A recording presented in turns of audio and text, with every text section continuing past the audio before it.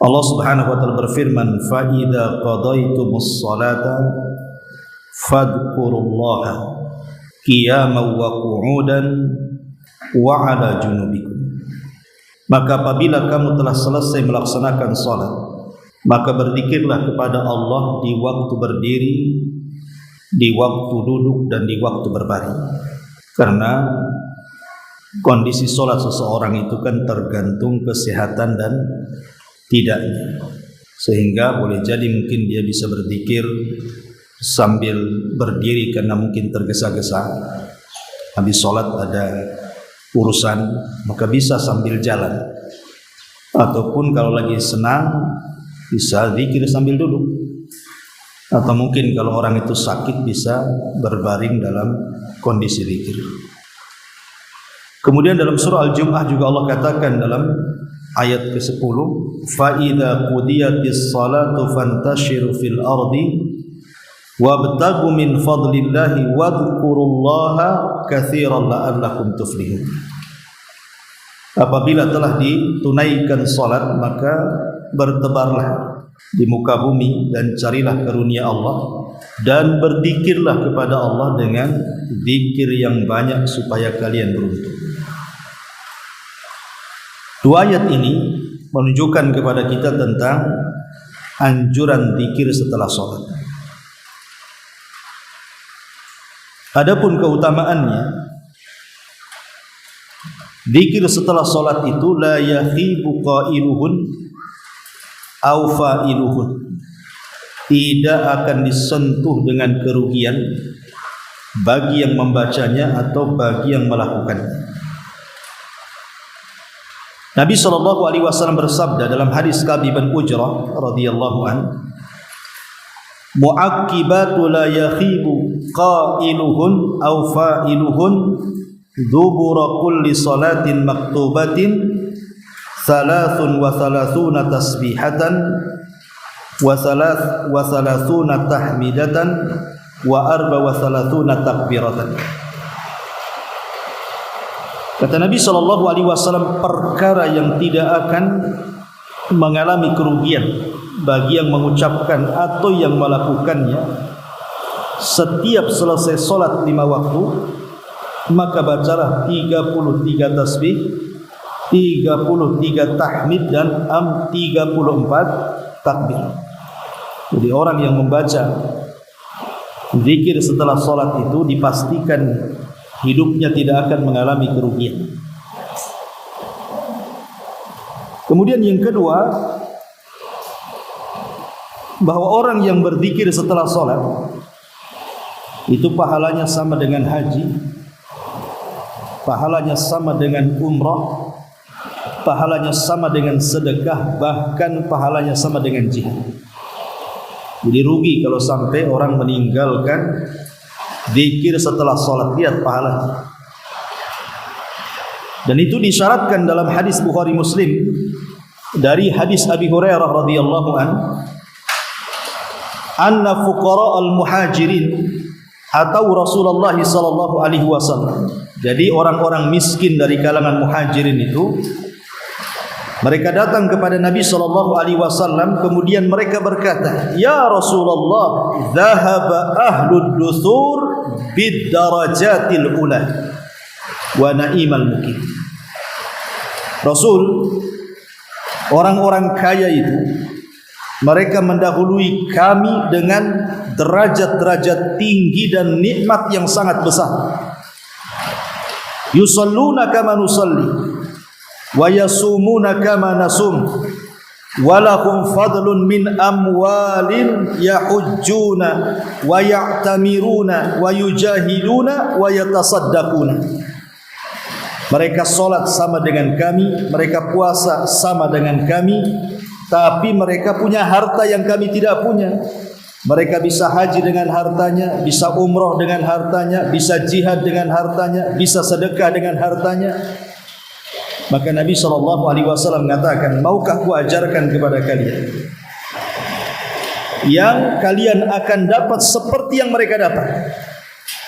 Kata Nabi SAW, tusabbihuna wa tahmaduna wa tukabbiruna khalfa kulli salatin 33.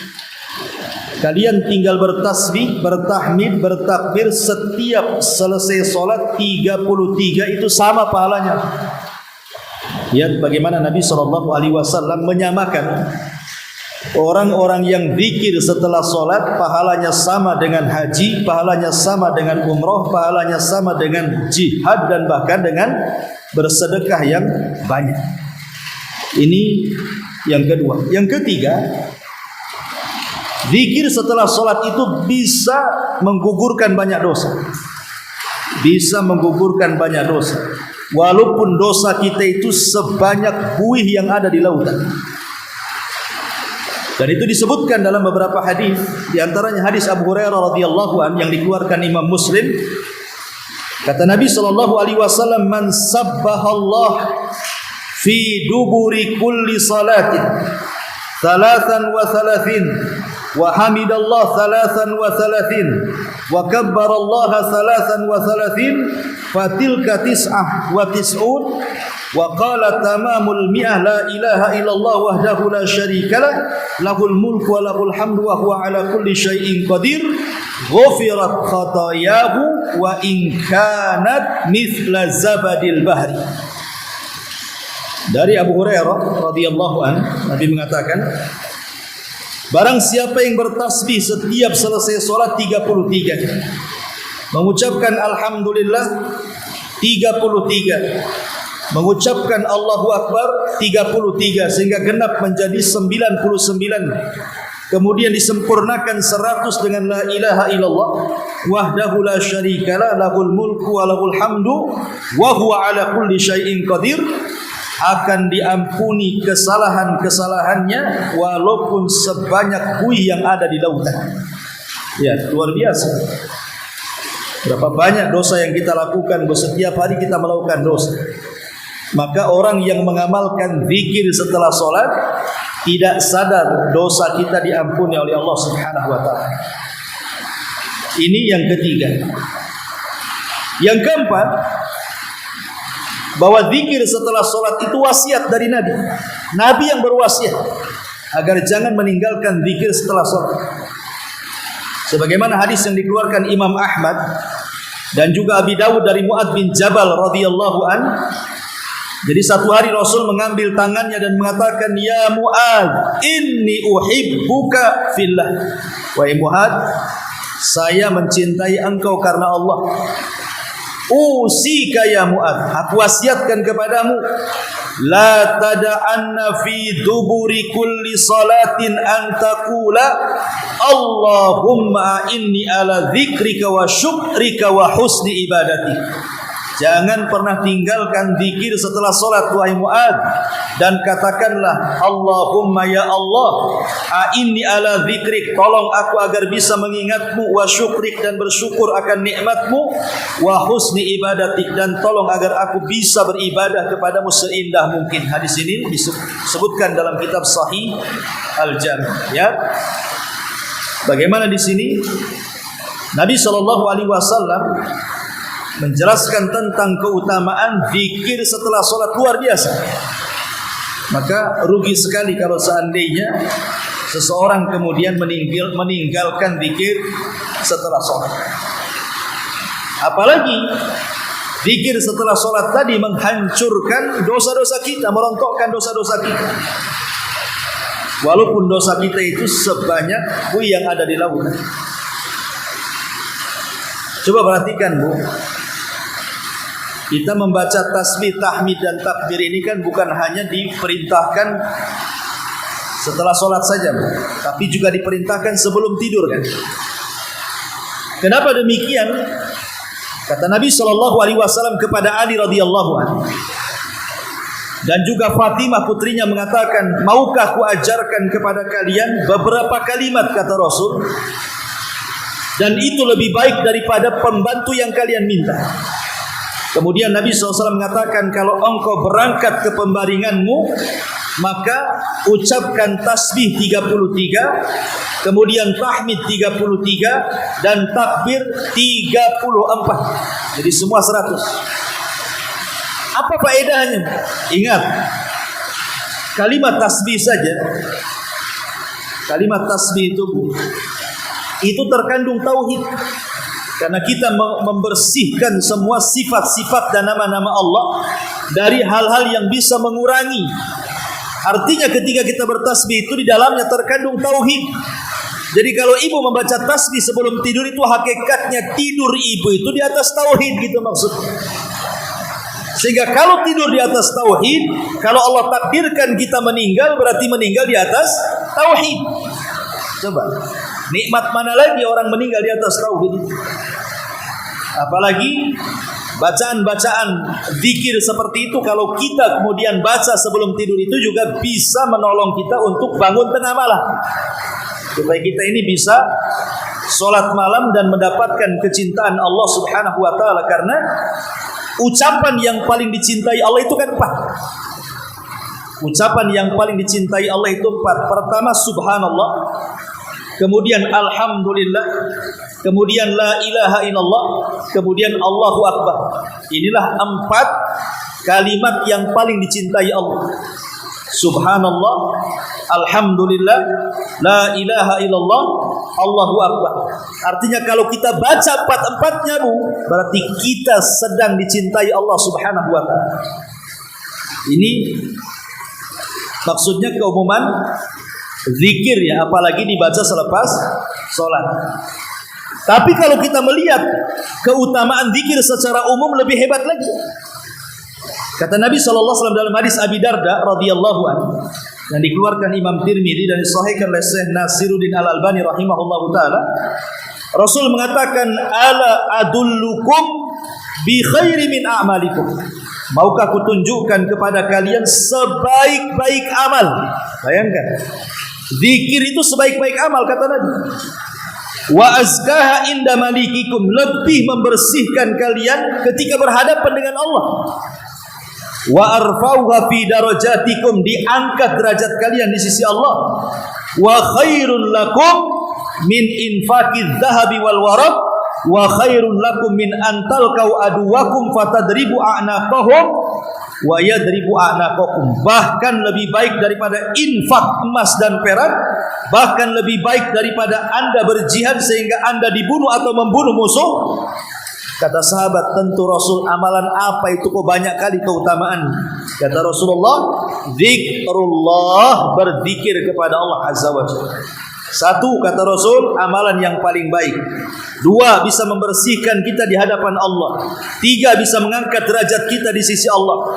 4, lebih baik daripada infak emas dan perak. 5, lebih baik daripada jihad, Anda membunuh atau Anda dibunuh. Bayangkan 5 perkara orang akan mendapatkan bagi yang lisannya tidak pernah kering daripada zikir kepada Allah Subhanahu wa ta'ala. Bahkan Rasul mengatakan dalam Sahih Muslim itu, sabaqal mufarridun. Qalu wa mal mufarriduna ya Rasulullah? Qala adz-dzakiruna Allah katsira wa dzakira. Telah mendahului kita masuk surga orang-orang mufarridun. Jadi kalau ibu jalan berdua dari rumah ke sini, yang satu zikir terus, ibu diam saja, maka samping ibu yang zikir itu duluan masuk surga. Itulah mufaridun namanya. Jadi ditanya, siapa mufaridun itu wahai Rasul? Maka Rasul mengatakan laki-laki ataupun perempuan yang lisannya terus berzikir kepada Allah Subhanahu wa ta'ala. Kemudian juga Rasul mengatakan dalam hadis Bukhari, "Matsalul ladzi yadhkuru rabbah walladzi la yadhkuru rabbah mithlul hayy wal mayyit." Permisalan orang yang suka zikir kepada Allah dan orang yang jarang zikir kepada Allah itu sama permisalan orang hidup sama orang mati. Lihat orang mati, nggak bisa apa-apa, tapi orang hidup kemana-mana kan itu. Itulah perbedaannya orang yang zikir dengan orang yang tidak zikir. Kemudian juga disebutkan dalam hadis riwayat Ibnu Majah, kata Nabi SAW menukilkan firman Allah, artinya hadis ini hadis kursi. Ana ma'abdi, saya bersama hambaku, kata Allah. Idza huwa dzakarani, selama dia mengingatku. Wa taharrakat bi syafatah, dan selama lisannya terus bergerak mengingat aku. Jadi orang yang berzikir itu terus akan disertai Allah dalam kehidupan. Dan tentu kalau Allah menyertai dalam kehidupan kita, semua urusan kelar semuanya. Kemudian juga disebutkan dalam hadis dari Abi Musa al-Ash'ari yang dikeluarkan Bukhari Muslim, ala adulluka ala kanzin min kunuzil jannah. Maukah aku tunjukkan pembendaharaan dari pembendaharaan sorga? Sahabat mengatakan, tentu ya Rasulullah. Maka Rasul mengatakan, perbanyaklah haula wala quwata illa billah. Tidak ada daya dan kekuatan kecuali milik Allah subhanahu wa ta'ala. Subhanallah, lihat. Ini diantara keistimewaan dan keajaiban zikir kepada Allah. Kalau saya sebutkan banyak sekali. Baik, kita masuk pada zikir solat ini. Seperti apa zikir solat ini? Ma'asyiral muslimat yang dimuliakan Allah subhanahu wa ta'ala, yang pertama kali kalau ibu selepas solat, ucapkan istighfar 3 kali. Astagfirullah, astagfirullah, astagfirullah. Ucapkan istighfar 3 kali. Apa gunanya istighfar? Para ulama mengatakan gunanya istighfar 3 kali selepas solat itu.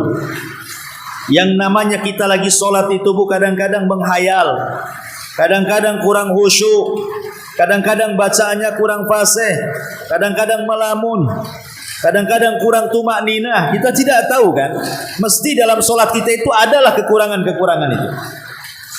Maka sebagai pelengkap supaya kekurangan-kekurangan itu bisa ditempel, makanya kita disunnahkan untuk baca istighfar 3 kali.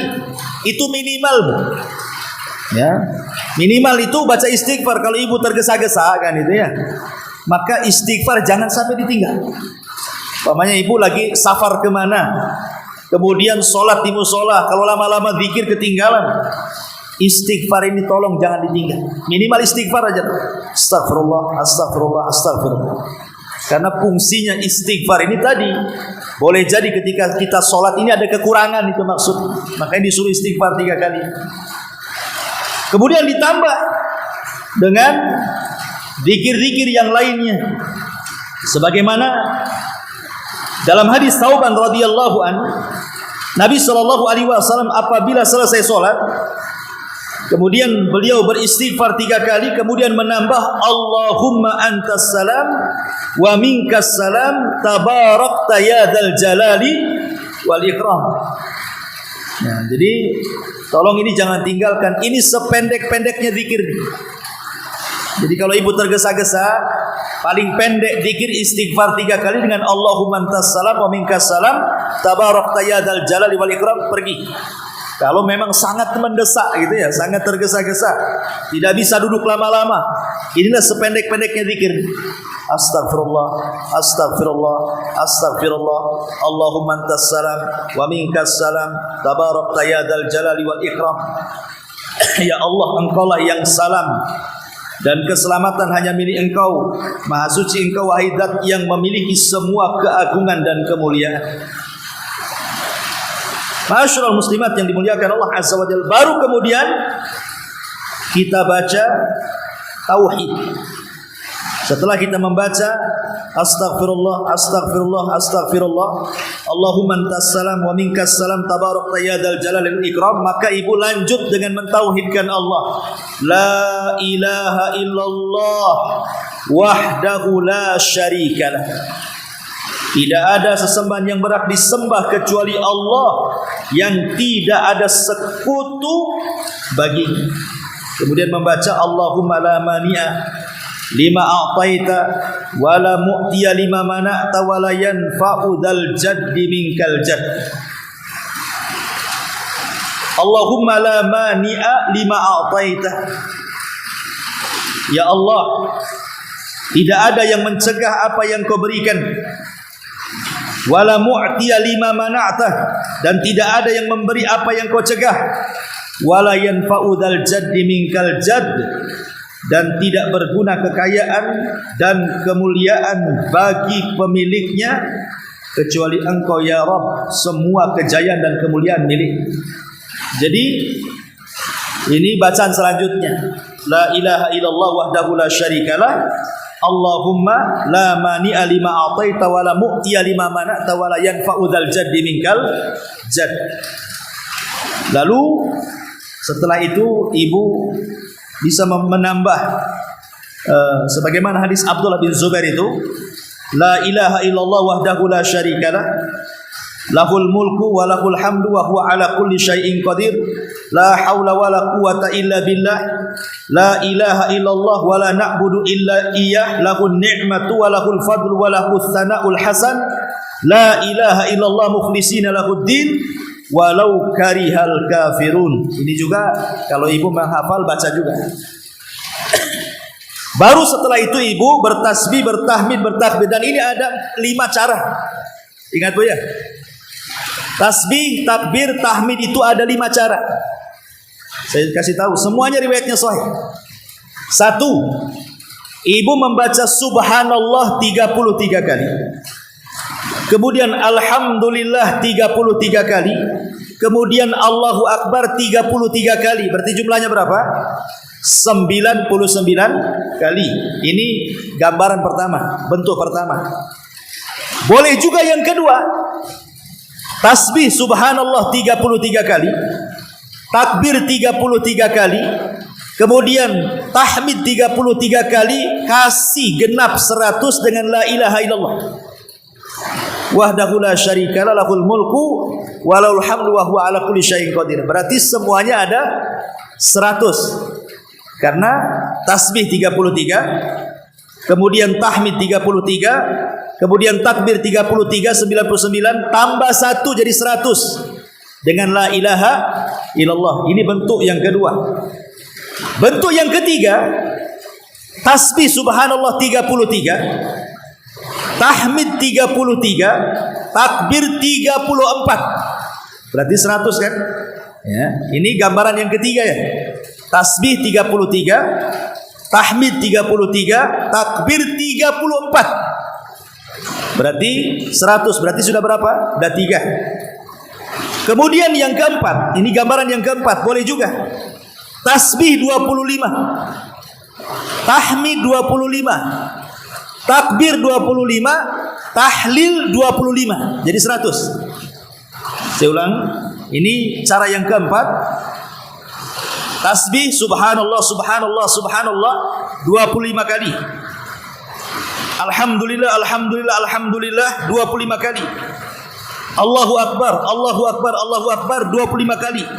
La ilaha illallah 25 kali. Jadi genap menjadi 100. Ini gambaran yang keempat. Dan yang terakhir ini yang tergesa-gesa Bu. Tasbih 10 kali. Allah subhanallah subhanallah subhanallah 10 kali. Kemudian tahmid alhamdulillah alhamdulillah alhamdulillah 10 kali. Allahu akbar 10 kali. Berarti jumlahnya 30. Ya, ini boleh, 5-5-nya boleh. Ibu memilih yang mana? Semuanya ada hadisnya, semuanya sahih. Ya. Saya ulangi ya biar mantap. 1. Tasbih 33, tahmid 33, takbir 33, jumlahnya 99. 2. Tasbih 33, tahmid 33, takbir 33, genapkan dengan la ilaha illallah menjadi 100. Yang ketiga, tasbih 33, tahmid 33, takbir Allahu Akbar tambah 1, 34. Menjadi 100. Ya. Kemudian yang keempat, tasbih 25, kemudian tahmid 25, kemudian takbir 25 dan la ilaha illallah tahlil 25. Jadi 100 juga. Dan yang terakhir, ini yang tergesa-gesa saya tadi katakan, tasbih 10, tahmid 10, takbir 10. Berarti 30 jumlahnya. Semuanya sahih. Boleh diamalkan 5 bentuk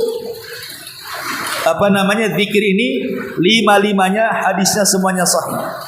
Nanti saya akan sebutkan riwayat-riwayatnya. Tetapi pertanyaannya muncul. Gimana kalau seandainya kita gabungkan semuanya saja? Daripada kita subhanallah, subhanallah, subhanallah 33, alhamdulillah, alhamdulillah, alhamdulillah 33, Allahu akbar 33, kan lama Bu. Kita gabung saja. Subhanallah walhamdulillah Allahu akbar. Subhanallah walhamdulillah Allahu akbar. Subhanallah walhamdulillah Allahu akbar 33 kali. Kan nanti jatuhnya 99 juga kan? Paham maksud saya? Ya. Kita gabungkan sajalah daripada subhanallah subhanallah Allahu akbar Allahu akbar. Saya gabungkan aja satu kalimat. Alhamdulillah, subhanallah, alhamdulillah, Allahu akbar. 1. Subhanallah, alhamdulillah, Allahu akbar. 2 sampai 33. Berarti kan semuanya nanti jatuhnya 99 juga kan gitu ya. Lah ini bagaimana pandangan para ulama? Kita gabungkan aja daripada satu-satu. Ya. Maka ulama mengatakan dua-duanya boleh. Boleh dua-duanya. Ya. Baik ibu satu-satu subhanallah subhanallah 33, alhamdulillah alhamdulillah 33 boleh. Ataupun mau digabungkan juga boleh. Subhanallah walhamdulillah Allahu akbar. Subhanallah alhamdulillah Allahu akbar 33. Boleh dua-duanya. Yang jadi khilaf para ulama itu adalah mana yang afdal. Jadi yang jadi khilaf itu bukan boleh tidak bolehnya, dua-duanya boleh. Tapi mana yang afdal itu yang jadi masalah. Imam Ahmad Ibn Hanbal rahimahullah ta'ala dia mengatakan tidak ada yang afdal, dua-duanya boleh. Kata Imam Ahmad mukhayyar, boleh memilih. Mau yang ini boleh, mau yang itu boleh, kata Imam Ahmad. Ya. Tetapi Imam Nawawi dan juga Al-Hafidz Ibnu Hajar rahimahullah ta'ala mengatakan sebaiknya disendiri-sendirikan. Ya, yang lebih afdal itu yang sendiri-sendiri. Subhanallah sendiri, alhamdulillah sendiri, kemudian alhamdulillah sendiri. Apa alasannya? Kan sama saja sebenarnya kan? Alasannya karena gerakan jari lebih banyak yang sendiri dibandingkan yang digabung. Itu saja alasannya. Sebab kalau seandainya kita sendiri-sendiri Bu, subhanallah, subhanallah, subhanallah, subhanallah, ini jari akan banyak bergerak. Tapi kalau digabungkan subhanallah, alhamdulillah, Allahu akbar, jarinya sedikit bergerak karena setelah diangkat 33 selesai kan? Sementara jari-jari ini akan menjadi saksi di hadapan Allah. Semakin banyak bergerak, semakin banyak bersaksi. Itu maksudnya. Ya. Tetapi intinya kalau ditanya mana yang lebih baik gitu ya, tidak ada yang lebih baik menurut Imam Ahmad. Tapi menurut Imam Nawawi sebaiknya yang disendiri-sendirikan karena alasannya gerakan jari akan lebih banyak lagi. Itu alasannya di situ saja ulama itu. Tapi boleh dua-duanya dilakukan, tidak ada masalah. Dan dua-duanya ada dalilnya. Adapun dalil yang pertama yang membolehkan menggabungkan itu adalah hadis yang kita baca tadi. Hadis ketika para fuqara muhajirin, orang-orang fakir miskin datang kepada Rasulullah mengadukan orang-orang kaya itu enak kali mereka. Kok bisa haji, bisa umroh, bisa jihad, bisa sedekah dengan harta, lah kami tidak bisa. Maka Rasul mengatakan, kalau begitu, kalau kau ingin mendapatkan apa yang mereka dapatkan, kata Rasulullah apa? Bacalah tasbih, tahmid, takbir. Kemudian Rasul mengatakan 33 kali di belakang. Seolah-olah ada penggabungan di sini. Ya, Rasul tidak mengatakan tasbih sekian, tahmid sekian, takbir sekian, tapi Rasul menyebutkan langsung tahmid, tasbih, tahmid, takbir sekian, kata Rasul. Kata perawi hadis ini namanya Abu Saleh. Ya, ketika namanya Sumai itu bertanya kepada Abu Saleh. Abu Saleh mengambil hadis dari Abu Hurairah radhiyallahu an tentang pemahaman hadis tadi. Kata Abu Saleh mengatakan bahwa kita dalam zikir ketika sholat digabungkan, bukan dipisah-pisahkan. Ini dalil yang menggabungkan. Tetapi kata ulama yang memisahkan, rata-rata semua riwayat yang kita baca tentang tasbih, tahmid dan takbir itu rata-rata disendirikan. Ya, tetapi karena ada dua riwayat ini, makanya Imam Ahmad mengatakan jangan menyempitkan, dua-duanya boleh, kata Imam Ahmad. Tapi Imam Nawawi, Imam Ibnu Hajar, Al-Qadhi Iyad, dan banyak para ulama mengatakan sebaiknya disendiri-sendirikan. Wallahu a'lam. Bisa dipahami, Bu? Takutnya nggak dengar masalah ini, suaranya krek-krek di atas nih ya. Nah, itulah gambaran seseorang membaca tasbih, takbir, kemudian tahmid dan tahlil. Lah setelah kemudian ibu membaca seperti itu, membaca tasbih, tahmid dan takbir tadi, mulailah kalau ibu mau nambah baca ayat kursi. Karena hadis Nabi SAW mengatakan man qara'ah ayatal kursi dubura kulli salatin maktubatin lam yamna'hu min dukhulil jannata illa an yamut. Barang siapa membaca ayat kursi setiap selesai sholat wajib, maka tidak ada yang bisa menghalanginya untuk masuk surga kecuali kematian. Seolah-olah tidak ada syarat dia masuk surga, tinggal mati aja syaratnya.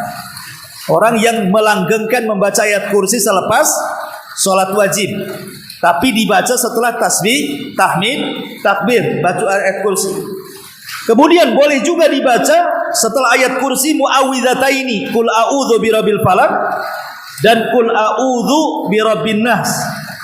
Karena Nabi SAW dalam hadis Uqbah ibn Amir mengatakan amarani Rasulullah SAW an aqra muawwidzataini dubura kulli salatin. Rasul memerintahkan aku untuk membaca muawwidzataini qul a'udzu birabbin nas dan qul a'udzu birabbil falaq setiap selesai salat. Jadi bisa ditambah ayat kursi, kemudian muawwidzataini qul a'udzu birabbin nas dan qul a'udzu birabbil falaq. Kemudian baru setelah itu doa-doa yang memang boleh dibaca dan dianjurkan dan dimasukkan ke dalam zikir, seperti umpamanya hadis Ummu Salamah Hindun binti Umayyah radhiyallahu an. Dia mengatakan kana yaqulu idza shalla subha hina yusallimu Allahumma inni as'aluka ilman nafi'a wa rizqan thayyiba wa amalan mutaqabbala. Dari Ummu Salamah Hindun binti Umayyah, dia mengatakan biasa Rasul sallallahu alaihi wasallam jika salat subuh ketika selesai salam beliau membaca Allahumma ya Allah, ya, inni as'aluka, aku meminta kepadamu ilmu yang bermanfaat, nafi'an, wa rizqan thayyiban, rizki yang baik, wa amalan mutaqabbala, dan amalan yang engkau terima. Jadi boleh juga ditambah dengan doa Allahumma inni as'aluka ilman nafi'a wa rizqan thayyiba wa amalan mutaqabbala. Boleh juga ditambah, dimasukkan ke wirid ini. Boleh juga membaca ditambah dengan Rabbighfirli, Rabbighfirli, Allahumma gfirli wa tub alayya innaka antat tawwabul ghafur. Boleh juga, boleh kalau ibu agak panjang Rabbighfirli aja lah 100 kali, ya. Jadi boleh membaca 100 kali Rabbighfirli, Rabbighfirli, Rabbighfirli, Rabbighfirli. Dan ini kan gunanya agar Allah mengampuni dosa kita.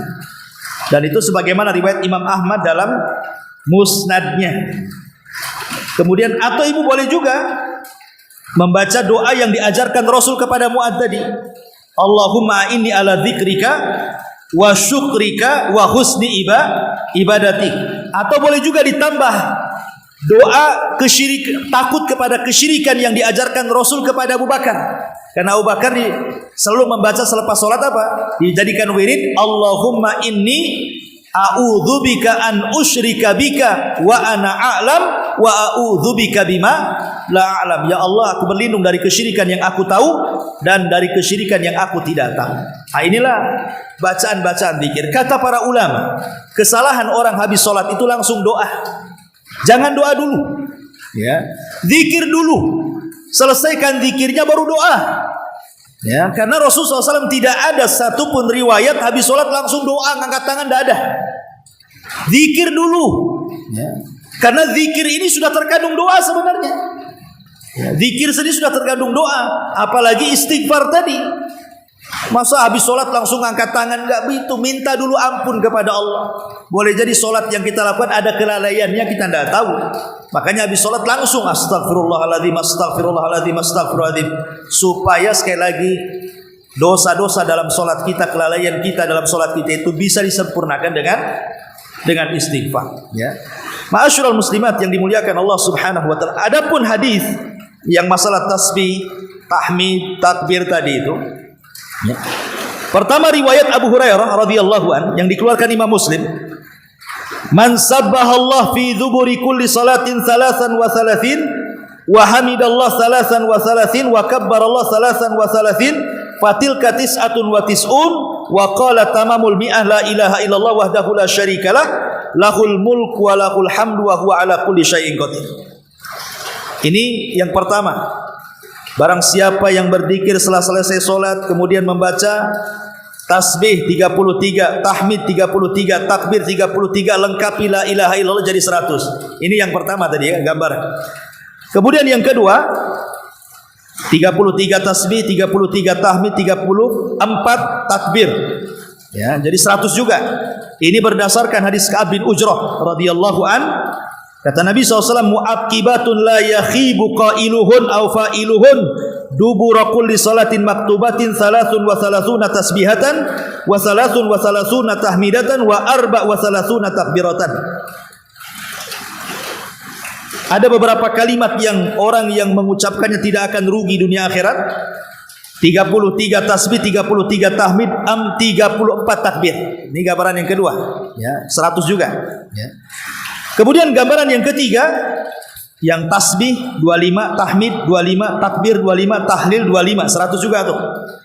Ini berdasarkan hadis Zaid bin Thabit yang dikeluarkan Imam Nasai dan disahihkan oleh Syekh Nasiruddin Al-Albani rahimahullahu taala. Kata Rasulullah sallallahu alaihi wasallam, amarakum Rasulullah sallallahu alaihi wasallam an tusabbihu dubura kulli salatin salasan wa salasin tahmadu salasan wa salasin tukabbiru arba'an wa salasin. Qala na'am. Kemudian kata Nabi SAW di riwayat yang lain, kata Rasul, umiru an yusabbihu dubura kulli salatin salasan wa salasin wa yahmadu salasan wa salasin wa yukabbiru arba'an wa salasin.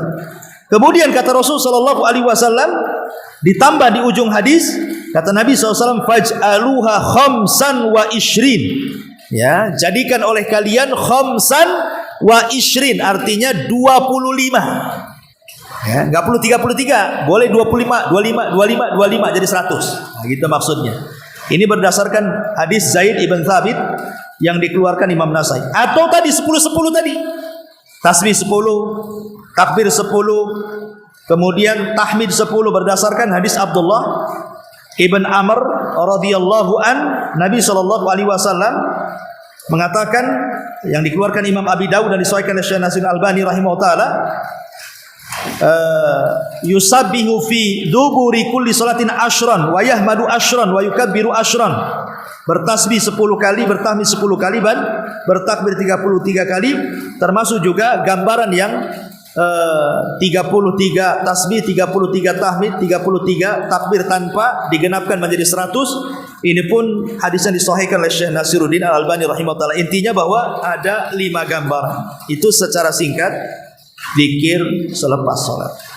Wallahu alam, ini untuk pengetahuan saja, biar mengingatkanlah, karena ibu kan juga sering zikir juga, tapi terkadang ilmunya nggak ada. Ya, jadi kita hanya memberikan pengetahuan bahwa macam-macam zikir itu disebutkan. Tapi sekali lagi, jangan langsung berdoa selepas sholat. Zikir dulu. Nanti kalau selesai zikir, bolehlah ibu angkat tangan sebagai doa, kan itu ya. Ya, ataupun sholat sunnah dulu, baru habis sholat sunnah berdoa, itu lebih afdal lagi.